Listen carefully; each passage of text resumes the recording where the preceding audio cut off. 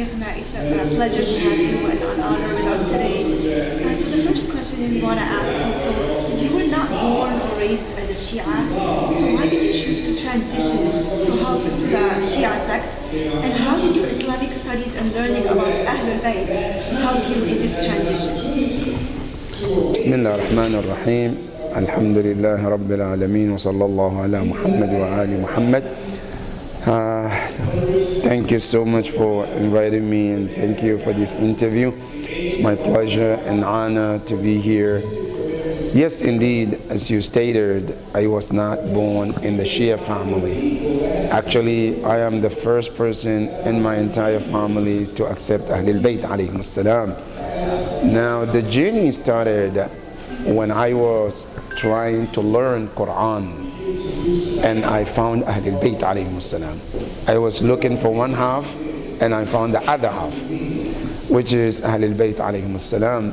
What happened is, it started the whole thing when the Islamic Republic of Iran initiated on opening a school teaching Quran.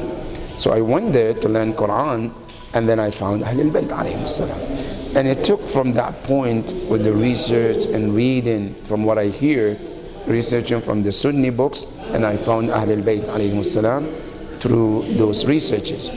Now, the journey was not easy, to be honest with you, from the family, from the community, and from the belief that I grew up with, and then changing from that point to a different school of thought was not an easy task. But I know with Allah subhanahu wa ta'ala, it was easy at some point, and we became the followers of Ahlulbait alayhim salam. Alhamdulillah, I think this is very inspiring for everyone to hear. And you know, you've worked hard to teach people about Shia Islam. What do you find most rewarding about teaching the madhab of Tashayyu'? And are there any particular moments or stories that stand out in your memory? Yes, absolutely. Alhamdulillah, there are people today in Ghana.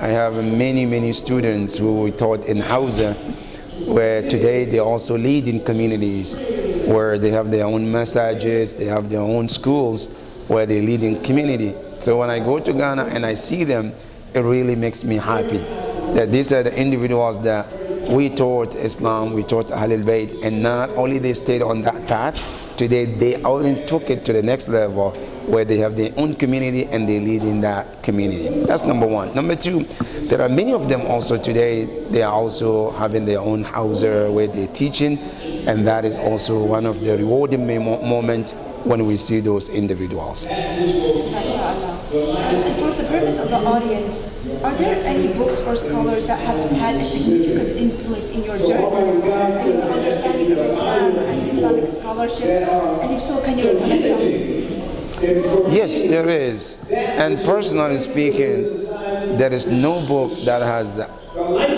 impacted me more than the Quran. Quran has been my best influence in everything that I do, before and the foremost. So I recommend every one of us to be a friend of Quran. Everything starts with Quran and everything ends on the Quran. So Quran is my best book that I can recommend for everybody. And I hope, inshallah, it's a good recommendation for all of us. Jazakallah khair. Yes. Can you explain why it is important to urge others, especially the youth, to be more understanding and accepting of other religions and other beliefs, being that we are here in an interfaith context? Yes, the reason is because I believe our religion is a religion that allows us to listen to the others, even if we disagree with them or they disagree with us.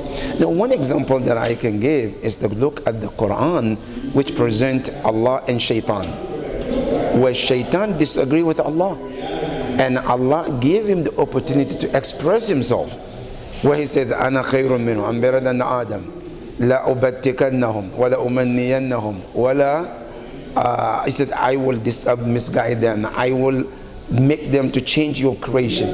But Allah gave him the chance to listen to him. Right? He's Shaitan.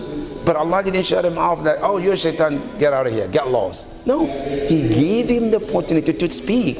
and even express his mind. Now, if Allah subhanahu wa ta'ala gives shaitan this opportunity, who are we not to give other people who disagree with us? That's number one. And number two, another practical example is Imam Ali alayhi salam. He and Khawarij.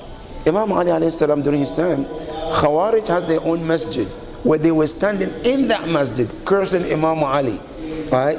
And Imam Ali alayhi salam didn't stop them. As a matter of fact, some of the companions came and they say, Ya Amir al-Mu'mineen, what do you suggest to do to them? Imam Ali said, Da'uhum innaha masajid as-su' la tusallu biha. Say, let them practice what they do, but you don't go there, right? But he didn't shut them down. And he's the Imam.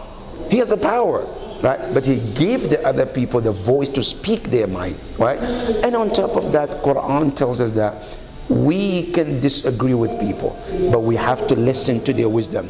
When you read Quran, Allah subhanahu wa ta'ala says, قُلْ هَاتُوا بُرْهَانَكُمْ إِن كُنْتُمْ صَادِقِينَ. You disagree with me as a prophet, as a Quran, bring your reasoning. That's what the logic of Islam is about. So we have to have that courage to listen and work with the other groups, even if they disagree with us. Jazakallah khair, Sheikhna, and I think this is a reminder to all of us that it's important to have academic discussions that are based on intellect and coming in with an open mind. Absolutely. Thank you so much, and it's our pleasure to have you today. Pleasure's all mine. Thank you. Ahsanallah.